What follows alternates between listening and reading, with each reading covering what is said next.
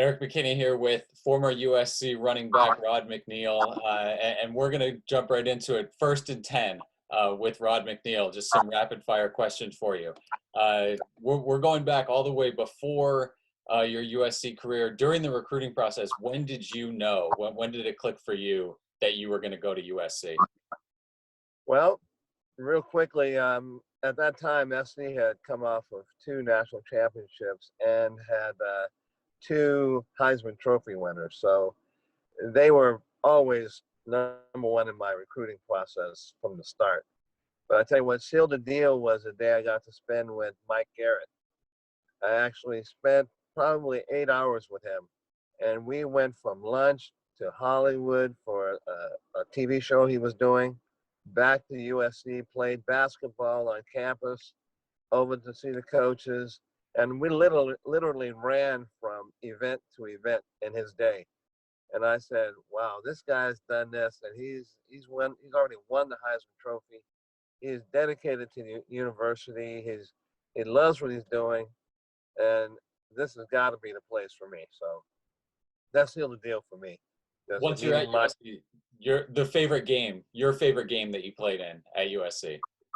Okay, my favorite game happened to be my sophomore year. We were up in Washington State, and we destroyed them. And that was the first game I got to do some real playing, and I scored 4 touchdowns in that game. And that was fun. But the one that had the most impact on me was when I came back from an injury as a starting tailback in 1973. And we were going down to play Arkansas, who was ranked number 1, first game of the year. We were ranked number 6. And I hadn't played at all for about a year. And I was in that game, started in that game, and I actually wound up having a pretty good game, and we won the game. So it was crucial for me to overcome the injury, get myself back in the starting position, and then to set off the beginning of what was truly a remarkable year for SC and for all the players that were on that team. The best player you played with at USC? Well, I think you probably already know that, but without a doubt, there were so many great athletes, and some of the guys are going to be mad at me for saying this person, but it was Sam Bam Cunningham, who's a really close friend of mine. But Sam and I both ran track at SC, and Sam was working out for the decathlon. People probably don't realize that, but during the off season, we were both running track. He was working out with Vern Wolf as a decathlete. And he was so talented. He could do pretty much anything in sports. And I remember in high school, I was running the hurdles, and Sam was weighing about the same as I did. He was weighing about 220, and he was breaking records in the shot put. So it's hard to imagine how a guy can. You usually see the big burly guys doing that, but yeah, Sam was a remarkable guy. And the best thing about him, though, is he's incredibly humble about his abilities and accomplishments. I feel that way today. How about looking at other teams, the best player you played against while you were at USC? Well, I tell you, one of the great experiences of my life was playing against Oklahoma. I played against them, and those guys were pretty tough. And one of the guys on that team I actually played with down at Tampa Bay, his name was Leroy Selman. He was really made out of bricks, I believe. Not really, he was really human. The guy's an incredible athlete, and he again is like some of the great guys you hear about who are probably could go out and lift cows for his family. I think they had a farm in Oklahoma, and he probably could lift cows and move into particular places in the field for feedings. I mean, he was just an incredible athlete. And again, I was more impressed with him again because of his heart and how much he loved people and just loved being a football player. The best maybe behind the scenes story that you can talk about publicly. So something that maybe would surprise people or just kind of something that didn't get a lot of press, I guess, when it was going on while you were at USC. Well, I think the one from my perspective would have to be the fact that I coming from North Carolina, which is where I was born, and went to elementary school, and then going down from SC with the team down to play Alabama. It was a game for me that was super incredibly interesting, because I was seeing it from a person who understood the South and experienced the South, and knew some of the trappings of things that were going on in that area. Where a lot of the guys at SC were California guys, and they had no idea what we were going into. And then to be there and to see the police escorts and see how the people were so separated from each other, and really finding out that we had more fans for our team than in Alabama did at that time. Of course, all of our fans were the black people who lived there in Alabama, but they literally were cheering for us to beat Alabama in that particular game. And of course, history has already spoken about how well we did down there, and how Sam and Clarence Davis, who happened to be, he could have walked to Alabama, had never been recruited by them. So that was probably the most incredible aspect. It's historical in the sense that we did things that started off probably the success of the SEC and football in the South. And it was an incredible experience all around. When you were at USC, either the toughest or maybe your favorite road or neutral site venue that you played at? Well, I loved going up to Stanford to play at Palo Alto, because Stanford was my second choice, and I really came very close to going there, primarily because of Dick Vermeil, who was the assistant coach there. He really recruited me very heavily. And I like the environment there. I like the intellectual aspect of it, along with the athletics. But they were always very challenging for us. They were always talking a lot of trash. To me, it seemed to me like they thought that they were better than we were, because they were smart as well as being good athletes. So that was always a bone of contention for me. And I always look forward to going up there and giving them a good spanking. And we didn't always win, but it was always a hard game. Sure. Always loved it. Yeah. Looking back, either a former Trojan or somebody on the team now, a USC player that you didn't play with that you wish you could have played with? Well, I mean, it must have been incredible to be playing with O.J. Simpson, and the electric atmosphere that had to be around every game. I watched a lot of film on O.J. when I was coming up, and it just seemed like everything was always going to be something fantastic was going to happen every game. So I think that would have been, even though I probably would have been trying to see if I could get some playing time with him, but it would have been incredible just to be on some of those Trojan teams with him and some of the great players he played with at SC at that time. How about off the field at USC? Your favorite memory, just kind of being at the school? Well, that's one of the things that to me is a real pet peeve, because I really believe today's athletes are missing out on one of the great joys of life, and that is going to a place like USC, where you can make incredible relationships. It's great, strong relationships. The strongest that I have are from my experiences at USC. I'm still friends with most of the guys I played with, and not just friends, but a really deep relationship with many of the players that I played with at USC. And just the experience of being at a place like the University of Southern California and all the top universities, they have so much to offer that when you're just going in there to play and you just skim over the top, you don't really get to experience what it means to be a college athlete. But to me, that's the biggest travesty that professional sports is causing in college football right now. After football, what did you do? What are you doing professionally or personally? How'd you kind of continue on after football ended for you?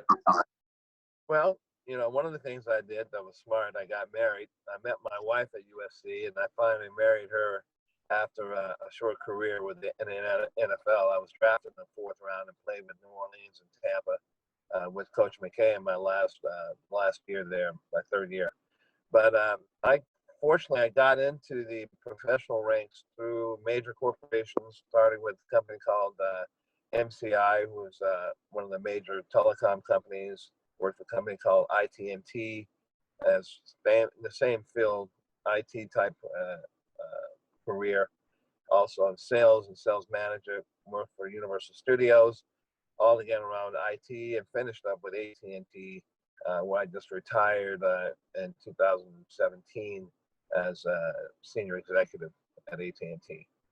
But I'm not done. I'm working with my son and I, my boys and I have put together a branding company that does websites and logos and branding concepts for new and existing companies. So it's really going pretty well right now. We're just kicking it off the ground. It's called Bolton Branding, and I'm the CEO of that company, which has always been a dream of mine. So we're having a great time doing that and looking forward to some great success. That's great. And then last one of the first and 10, and I think it might go back to one of your earlier answers, but what piece of advice would you give to current or future USC student athletes?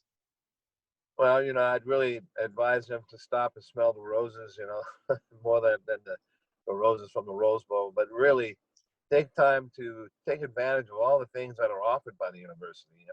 And it does mean really good to see guys who come out with their degree and who have a chance to look around. And I know sometimes the athletic department discourages people from getting too involved in school simply because there's so much time involved with preparing for football. But if you can just take some time and just look around at what the school has, there's so much stuff. There's so much in-depth opportunities that who knows, you could be the person to change the world if you got the additional education. So that I would just admonish them to make sure they take advantage of the educational aspects of it. And that's kind of the first and 10. You are too good of a speaker, went far and in depth on those. But I wanted to circle back, kind of going back and touching a little bit deeper on some of the things you talked about. Coming out of North Carolina, growing up there, this is not something where the internet and social media and all of that stuff. How did USC kind of reach out there, and how did the recruiting process start, and how did you end up all the way across the country at USC? Well, it's interesting. My mom and dad had 9 children, so I was just one of those 9. And some of the older kids are more pioneers. They moved out to California while we were still back at home, and they had urged my parents to come out. And I had an uncle who lived in California who was an attorney, and he assisted with us moving out here. He helped us get a home. So I was actually in California by the time I was 13. And at that point, I hadn't had any experience as far as any type of sports really, except for what I did in the backyard.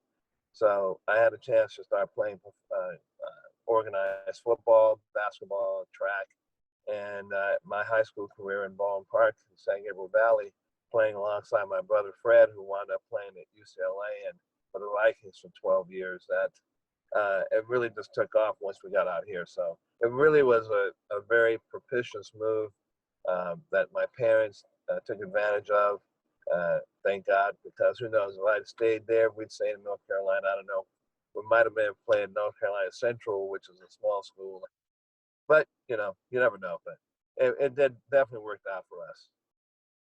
With USC being kind of, running back and especially during that time when you were there, what was it like kind of experiencing that, churning through all of those running backs? I mean, it was just year after year after year. As a player, how did you deal with kind of the competition and the unknown of were you going to be able to play and that sort of stuff? What was it like being a part, I guess, of that run with the running backs at USC then? Well, I'll tell you, it was the best. I mean, it was really just an incredible experience. At that time too, and I think it partly was because of the atmosphere in the country. We were getting the cream of the crop of the athletes across the country. We had people playing for us from New Jersey or from Alabama, like I said. Guys from Florida would come in and play. I mean, we had people from all over the country, and I really believe they were the best of the best. And then when you get to the running back category, obviously Coach McKay had a unique offense that was perfect for running backs who could use their vision and take advantage of opportunities that might just appear on the field. So the guys who felt that way about their abilities were definitely looking to come to SC. So like you said, we always had another guy behind you.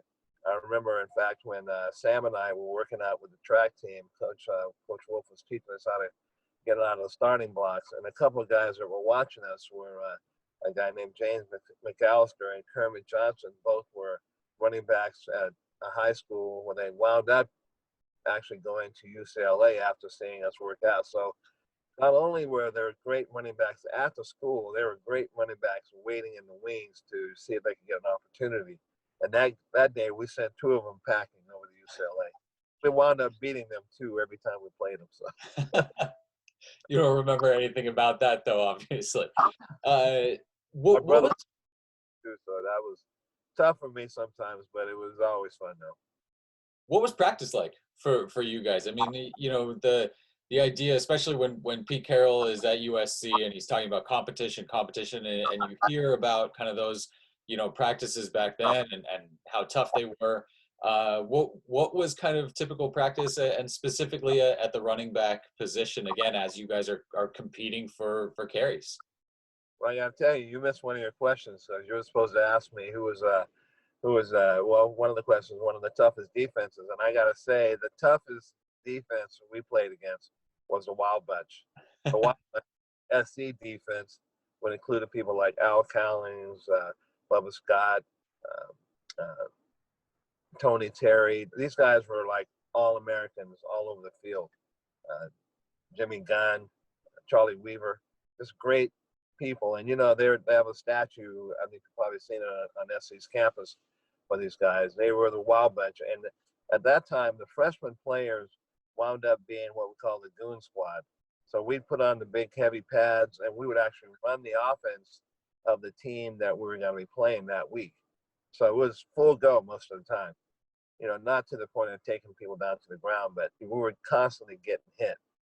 And at the end of that, you could play anywhere and you take on anybody because it was the best defense around. So it's kind of scary, and I think players today are probably very fortunate they don't have to go through that because it was a whole different deal. Trust me. So in Yeah. in 1970, 1971, you guys lose 4 games each of those years. Going into 72, are you thinking, you or the team, are you thinking that you're about to do what that 1972 team ended up doing? I mean, was there a knowledge that you guys had this team together that was about to roll through everybody? Well, yeah, there actually absolutely was that attitude coming from when we all came in together as freshmen. Again, it was such a unique group of athletes. Even though we had great ability, more than that, we had attitude. The attitude was there. The attitude, the swagger, I guess they call it today, but it's more of an attitude of confidence, an attitude of confidence not only in yourself, but in the guys next to you. So even when we were freshmen, we could only play a 3-game season, and we were called the Tro Babes. So we would play the Cal Babes and the Bruin Babes, and the Stanford Babes. So we destroyed all 3 of those teams. So we were always just looking forward to the day that we would be together playing as varsity guys. And frankly, those 2 teams from one year I had to sit out, and I could see it from more of a remote position. And we were really experiencing some of the events that were going on in the country at that time. And I think if you look back historically, you'll see that some of the turmoil we're seeing here today was actually going on in its infancy back in the 60s and the 70s. So some of that carried over to the team. And I'm speaking more from the racial aspect of it. And frankly, we put a lot of that aside in the 72 team, and we were able to come together in a unique way. And a lot of that was because, again, of the heart of the players who would put aside their personal differences and really start to respect each other as individuals and players. And when we get together, that is very obvious that took place, that we did cross the boundary of just players and really became brothers. It was almost kind of what happens when you see guys go to war and they develop that camaraderie that really it can't be replaced, can't be found in any other environment. So that really took place for us. And I've definitely seen reference to that. Was there something, did somebody stand up and say something? Was there some kind of galvanizing moment or you know, person or leader or anything like that? Or how did that kind of come together? Well, to me, I think it was there were some key individuals on the team. And to me, those guys were not just great players, but they were spiritually very strong. And from my perspective, I was kind of still playing with that spirituality and understanding who I was relative to what God was expecting of me in my life. So I was watching this. I watched that happen, and none of that existed in the prior years. I didn't see any of that. But on that 72 team, we had several guys who were, I'd say, they were strong Christians, and they actually wound up having some Bible studies, and the attitude was really about brotherhood, and it carried over, and that took us to the point where we could see we went out in those first couple of games and not knowing what we had until we got to a point where it became automatic that we were gonna punish people, and in a good way. We were gonna just really show them what football was all about, and playing at the highest level. I can remember, going out in one particular game. I went out. I was like the release. The what do you call the guy who's the the security guy, the guy who would be the last person throwing the ball. So I go out for a pass, and then one of the guys in that group finally caught it, and I looked back to see who it was that caught the ball, and behind me was Charlie Young, who was probably one of the best tight ends ever to play, and then a little deeper behind him, also hoping to get the ball, was Len Swan, and then over to the left. All these guys are out there just trying to play the best they could to get an opportunity and to be with a great teammate. So it was pretty incredible. Pretty incredible.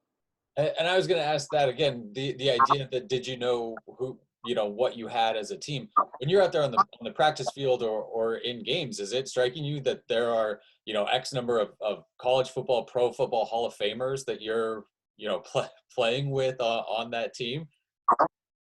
Well, you don't think about that part of it so much, but I mean, there's clearly no doubt about the greatness because it was demonstrated, all the time on the field.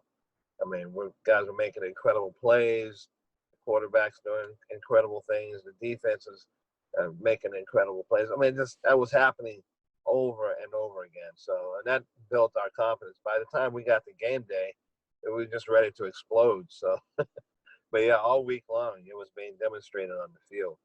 I mean, you got to remember.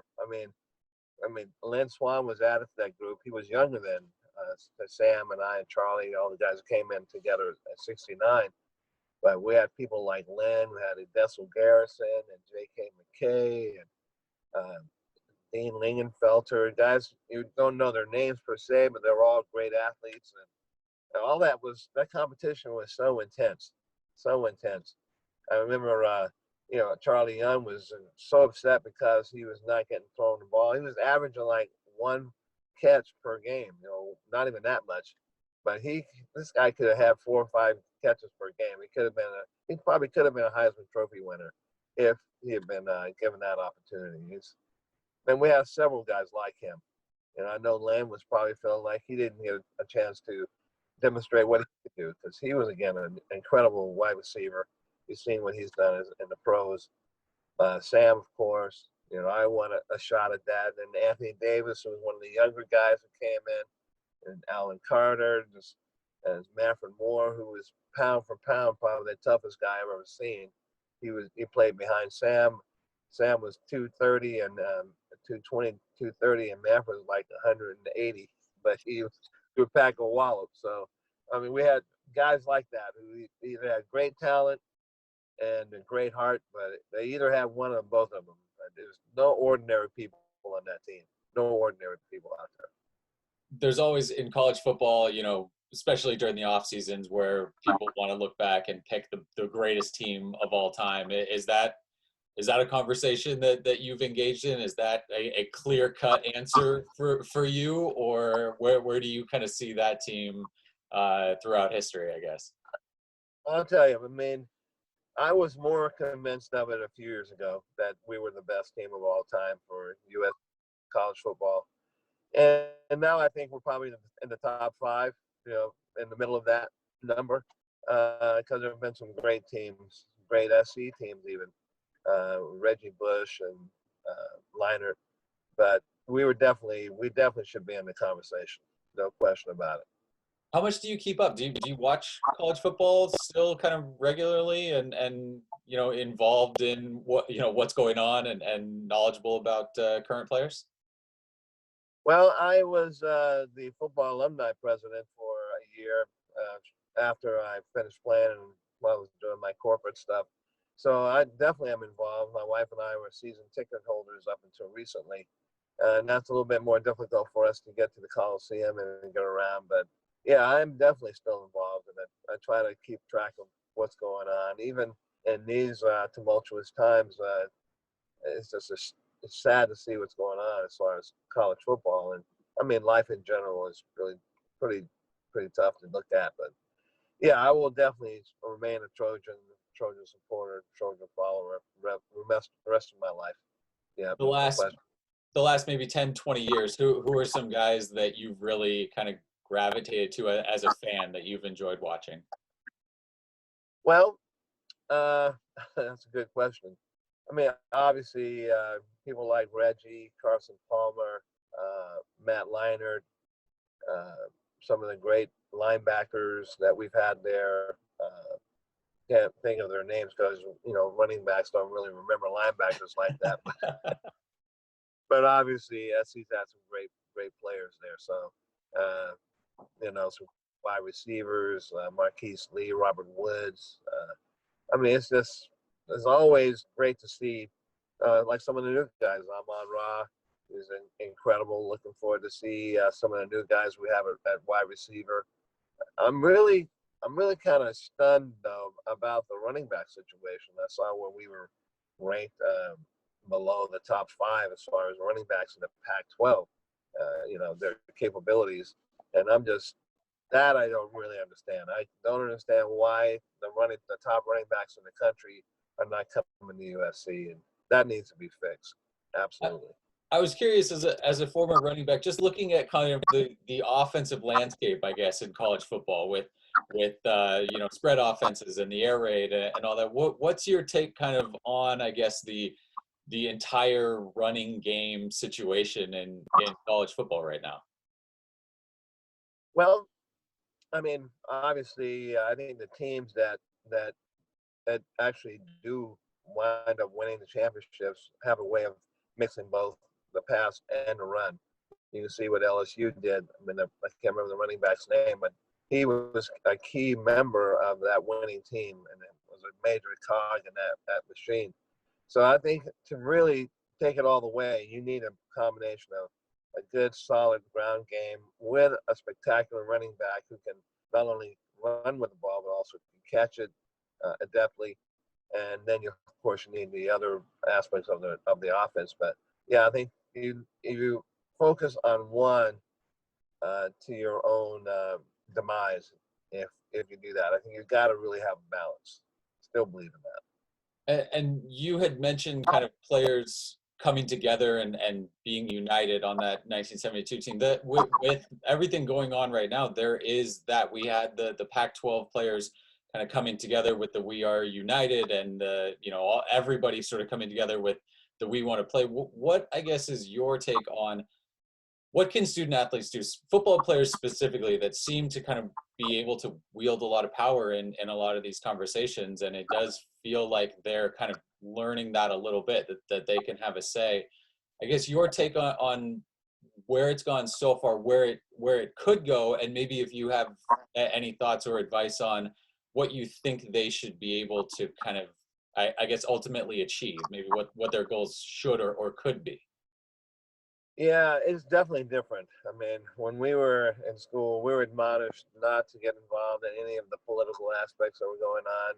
Stay up away from any demonstrations. Don't be parts of any kind of controversial groups on campus. So, today my wife kind of kicks me about that because she was an activist and goes, "You should have been out there too." So, I mean, unfortunately, we have some things that are going on that need to be addressed. So it's hard to tell these guys, no, don't do that, because you're going to miss out on some key parts of your life. And I think that's really what they're willing to put at risk, which is obviously commendable. but I do hope that that somehow we can maintain the integrity of the sports, and not just football, but all sports, so that they can continue to be the positive aspects of life that really help form our society. They form how we live our lives, and I mean, I think we need sports because it's the only place where you can really have a little microcosm of life, where you can experience adversity and overcome adversity. You learn how to persevere and to reach a goal, a group goal. All those things are great virtues that you really can use a lot in life. I've used it in my marriage. I use it in my work career with my children. So yeah, I think just getting the most you can out of the financial aspects of football, or the most you can out of the your own self satisfaction, that can be a problem. Definitely, it definitely will be a problem. Last couple of things. You had the hip injury that you had to come back from at USC. What was that like again, knowing that if when you're missing out time, the running backs that are rolling through there, they're not slowing down. So you've got to kind of be able to get back into that competition. What was it like sort of overcoming that, having to sit out that year and then make your way back onto the field? Well, it was pretty incredible. That was probably the worst time of my life. When I was experiencing some pretty bad depression, and really just a few friends and my brother who really helped me through that. But one of the things that also helped me through it was just knowing that I was not going to give up, and I continued to work out as soon as I was given the okay to do that. Swimming every day, which is not my thing, but I was in a pool every day, literally, until I got to the point where I could walk and start running again. So there was a whole year though where I really couldn't play any sports at all, and that was really devastating to me. And it could have really taken me out, but I stayed focused, and I had those friends and family that always helped me to stay focused on it.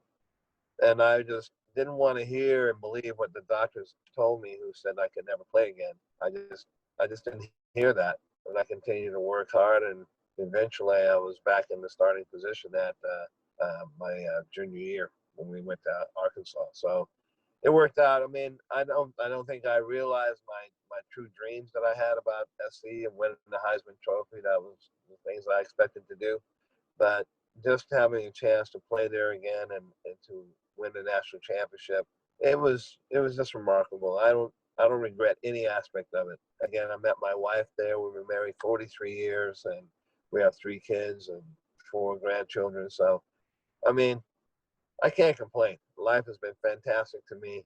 It's had its ups and downs, and that's what it's all about. We learn, and people always say we learn and we grow more through adversity, and that, in my case, has absolutely been true. I really appreciate the time. It's a great story to hear some great perspective, and that's Rod McNeill, former USC running back, nearly 2,000 yards of offense at USC, 14 touchdowns, and a member of, I think we can say it, the greatest college football team of all time, the 1972 Trojans. So thanks so much, Rod. We really appreciate you. Thank you. I appreciate you too. Thank you very much.